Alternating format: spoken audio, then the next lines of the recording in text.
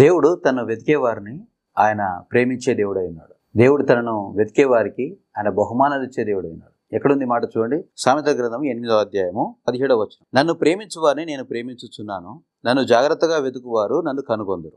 ఐశ్వర్యము, ఘనతలు, స్థిరమైన కలిమియు, నీతియు నా యొద్ద ఉన్నవి. మొత్తానికి ఇక్కడ జీవం గల దేవుని యొక్క వాక్యం మనతో చెప్పదలుచుకుంది ఏంటంటే, నువ్వు దేవుణ్ణి ప్రేమిస్తే, నీవు గనక దేవుణ్ణి ప్రేమిస్తే దేవుడు నిన్ను ప్రేమిస్తాడు. నువ్వు ప్రేమించకపోయినా దేవుడు నిన్ను ప్రేమిస్తాడు. అది వేరు. That God's love is always unconditional and it's always one sided most of the time. చూడండి, ప్రేమలు 2 రకాలు ఉన్నాయి. తల్లిదండ్రులను చూడండి, తన పిల్లలు తన మాట వినే కొడుకును ప్రేమించే విధానం వేరుంటుంది.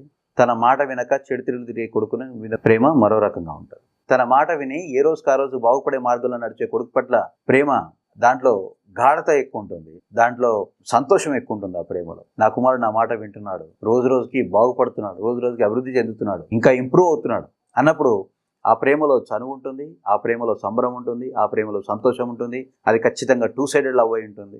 విధేయత కలిగిన కుమారుని మీద ఉండే ప్రేమే వేరు. దానివల్ల కలిగే ఆ విధేయత చూపించే కుమారుడికి కలిగే లాభమే వేరు. అదే అవిధేయతతో ఉన్న కుమారుడి మీద కూడా ప్రేమ ఉంటుంది, కానీ ఆ ప్రేమలో కాస్త కోపం ఉంటుంది, కొంచెం శిక్షలు కూడా ఉంటాయి. ఇప్పుడు మీరు చెప్పండి, ఈ 2 ప్రేమలలో ఏది లాభకరమైన ప్రేమ?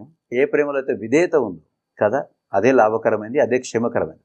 ఈ తప్పిపోయిన కుమారుడు తిరిగి వచ్చాక తండ్రి అతన్ని హగ్ చేసుకునే విధానాన్ని చాలా మంది జ్ఞాపకం తెచ్చుకుంటారు. కానీ ఏ కుమారుడు అయితే విధేయుడుగా ఉన్నాడో అతడు బాధపడి వెళ్ళిపోయినట్టుగా మనం అక్కడ చదువుతాం. మనకు అదే ఇంప్రెషన్ ఉంటుంది, పెద్ద కొడుకు ఏం దక్కలేదు, మళ్ళీ చిన్న కొడుకు లాభపడ్డాడు అనుకుంటాం. నో, ఏ ఆస్తి అయితే, ఎంతవరకు అయితే ఆస్తి, మిగిలిన ఆస్తి, చిన్న కుమారుడు ఖర్చు పెట్టిన తర్వాత మిగిలిన ఆస్తి ఉందో అదంతా కూడా పెద్ద కుమారుడు.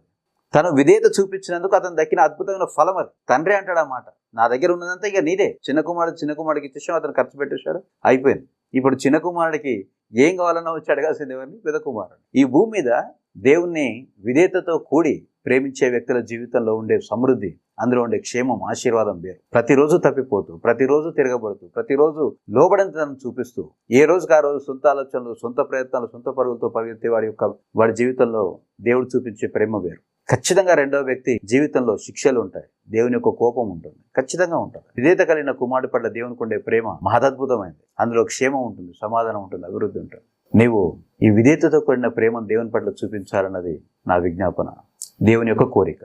షలోం.